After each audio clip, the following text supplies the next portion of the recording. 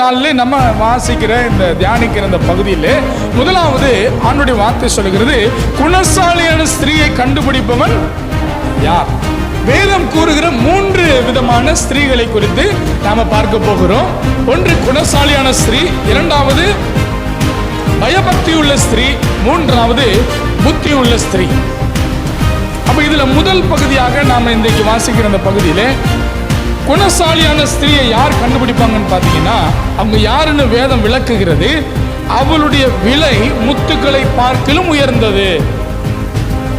குணசாலியான ஸ்திரீயினுடைய விலை எப்படிப்பட்டதா?